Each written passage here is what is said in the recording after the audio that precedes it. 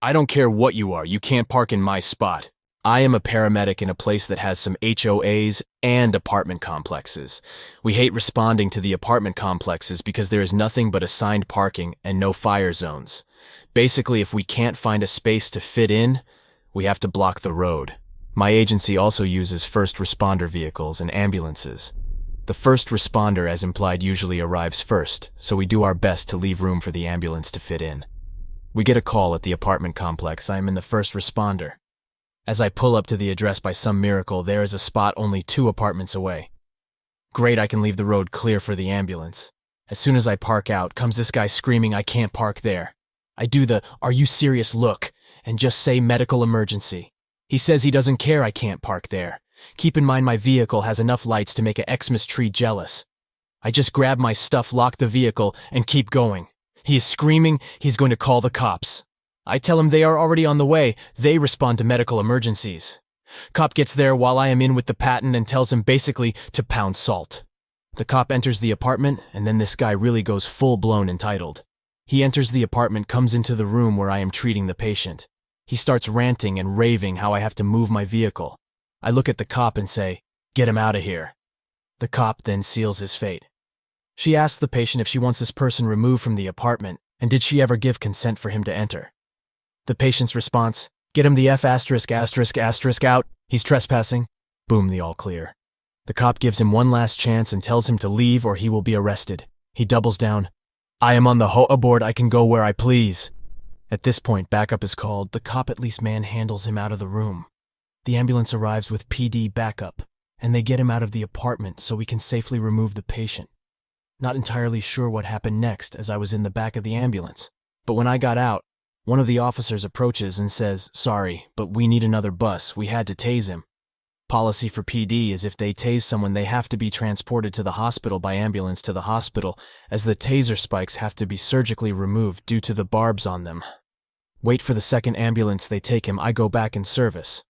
Found out a few weeks later, he was charged with trespassing, assaulting an officer, resisting arrest, interference with government administration, aka interfering with the scene of an emergency, all over a parking space that I would have been in for all of 20 minutes if he hadn't created problems. I can only assume he took a plea deal, as I was never called to testify.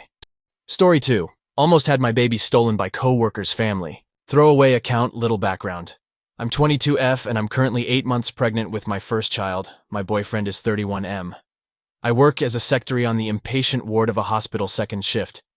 I'm writing this on my cell phone, so please excuse the grammar and spelling mistakes.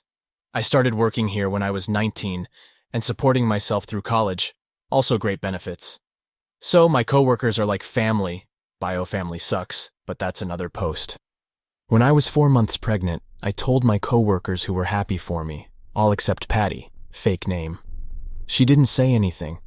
After a while, she started being friendly with me, asking about the baby, my health, and my plans for the future. I told her that my BF and I were getting married and moving in together to be a family. Patty didn't like this for some reason and started asking me about my opinions on adoption. I said no, I'd never adopt out my child. For a few weeks, Patty gave me the silent treatment. Then one night after visiting hours, a couple showed up, 40ish M, 40ish F. I told them that visiting hours were over and that they could see their family member tomorrow. The woman said, "Oh, we're here to see you. We're so excited to meet you and want to thank you for choosing us to give your baby to." I was dumbfounded, shocked, until the woman tried to touch my 6-month pregnant belly. I screamed so loud, all of the nurses came running. The couple tried to explain to security, nurses, and me that their SIL told them that I was a young, unwed mother desperately trying to give up my baby for adoption and choose them. That their SEAL promised them my baby since they have been suffering from infertility for years. I told them that I had no intentions of giving up my baby and to never come near me again. I also told them that I don't even know their SIL, but they kept insisting that I did. Next night, Patty comes charging up to my desk, screaming at me about how could I treat her brother and SIL like garbage after she helped me with my mistake. I called security, and Patty, her brother and sister-in-law are banned from coming near me or contacting me at work. But I'm 8 months pregnant, and scared these crazy entitled people will find me when I deliver and demand my baby. My BF says it's just hormones, and they can't just steal our baby, but I'm terrified. Story 3. Helping out doesn't mean giving you $100,000. Disclaimer. All names below have been changed. This story occurs on my wife's side of the family, so I have a second row seat rather than a front row for most of this. My wife's Aunt Louise is a great lady. She and her husband lived in the SF Bay area and bought their home in the late 1970s. After her husband passed a few years ago, she sold her home for over $1 million and moved back to live closer to her family where she grew up. Farming areas in southern CA. She's in her late 60s. Aunt Louise had 3 children who are now all in their 40s. The 2 oldest are nice, normal people. Her youngest, Kay, is a real piece of work. She meets all the criteria for a psychological diagnosis of narcissism. This is just one of literally dozens of stories I could tell. First, some backstory about Kay's husband, Pedro. He was a good provider. About 10 years ago, things began going well and began making pretty good money. To Kay, however, higher income meant more spending, and soon she was buying a new car every 2 years. They went on cruises. She had all the latest and greatest gadgets. As the old MTV tagline used to go, too much is never enough. To augment her lifestyle, she would routinely run to her mom, Aunt Louise, with a sob story or another. We don't know the true figure, but I've heard rumors that Aunt Louise has given her more than $20,000 over the past few years. Kay and Pedro managed to keep their heads above water, but when COVID hit and the state of California ordered economic shutdown, money became tight. Then in October, the company went out of business. He found another job, but was essentially starting his career over. Naturally, they'd begun fighting about money, and 2 weeks ago, it comes to a head. After hearing the blasphemous word no one time too many, Kay announces she's getting a divorce. Being California, she naturally expected the courts were going to give her one last payday from this poor guy. Her car, their house, his 401k, and generous alimony. However, in her greed, she forgot that Pedro had kept draining his 401k to pay off credit cards.